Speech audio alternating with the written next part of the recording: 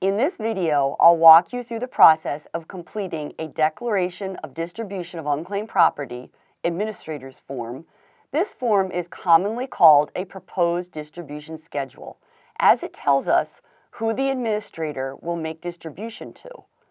On this form, you will be required to enter the claimant's name and decedent owner's name at the top of the form. Complete the following within the chart. List the name of the person to whom the claimant is distributing the decedent's assets to.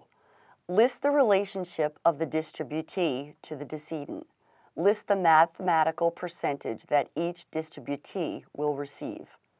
Enter the dollar value that each distributee will receive.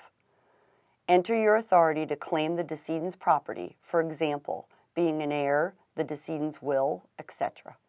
Fill in the total distribution.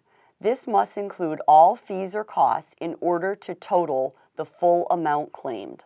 Sign and date the proposed distribution schedule to acknowledge your agreement with the terms and provisions. Now you can upload your completed form to our website. Go to the Claim Status Upload Forms tab on the main screen right underneath the Already Started, Need Help section, or if you prefer, print and mail your form to our P.O. Box.